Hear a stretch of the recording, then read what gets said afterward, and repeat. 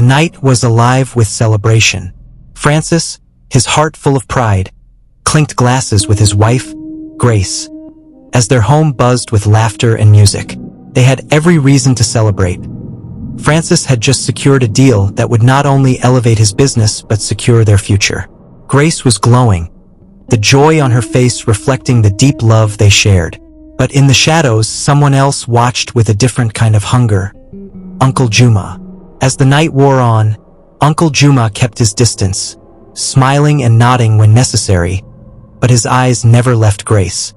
His envy had long since turned to bitterness, and now, as he watched Francis enjoy everything he had ever desired, his thoughts grew darker. He wanted what Francis had, and in his mind he deserved it.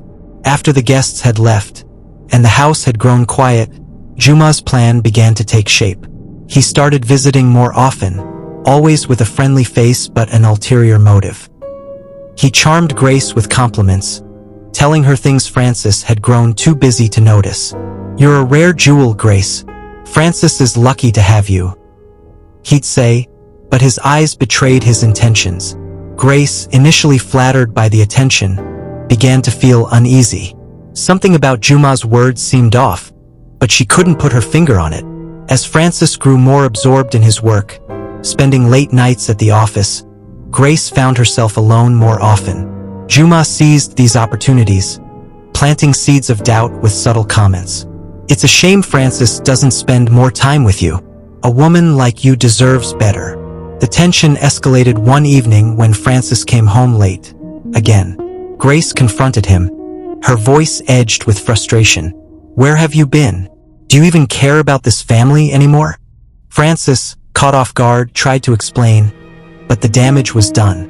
The once strong bond between them had begun to fray, and Juma was ready to tear it apart completely. Days turned into weeks, and the atmosphere in the house grew colder. Juma's manipulation deepened. He fabricated stories about Francis's supposed infidelities, feeding Grace's growing insecurities. "I saw him with that new assistant of his," Juma would whisper. They seemed awfully close. The lies took root, and Grace began to question everything Francis said, every move he made. Then, things took a darker turn. Francis noticed money missing from their accounts, strange withdrawals he couldn't explain. At first, he thought it was an error, but when Grace grew defensive at his inquiries, accusing him of hiding things from her, he realized something was terribly wrong.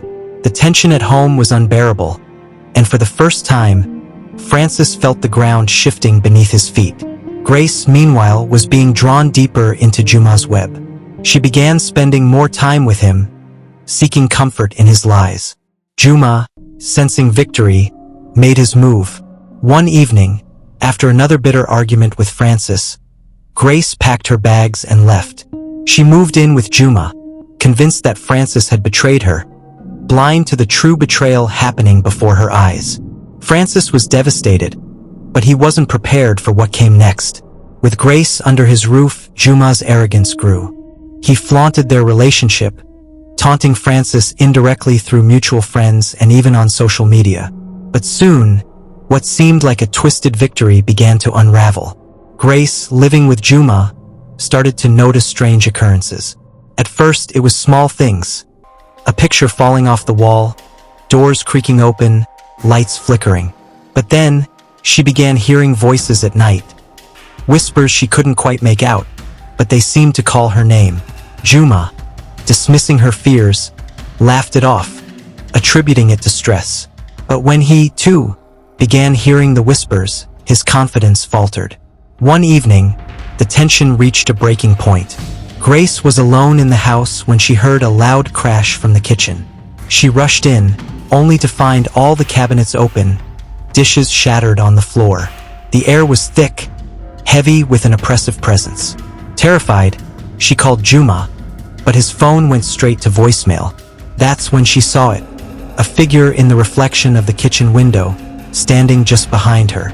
She spun around, but no one was there. The whispers grew louder, now distinctly calling her name, echoing through the empty house. Juma returned home later that night, dismissing her terror, but as they argued, the lights flickered, and the whispers filled the room. The air grew colder, and the shadowy figure appeared again, this time closer. Grace screamed, and Juma, finally realizing something was horribly wrong, grabbed her and ran for the door. But the door wouldn't budge, as if held by an unseen force. Suddenly, the whispers ceased, replaced by a deafening silence. The shadow was gone, but in its place was something far worse. A growing sense of dread that something was watching, waiting. As Juma and Grace stood frozen, the door behind them creaked open on its own, leading into darkness. Neither of them dared to move, but they both knew whatever was waiting beyond that door was not of this world. The story ends with Juma's trembling hand reaching for the door, leaving the audience with a single, haunting thought. What lies on the other side, and will they survive long enough to face it? Kindly subscribe, like, share, and comment.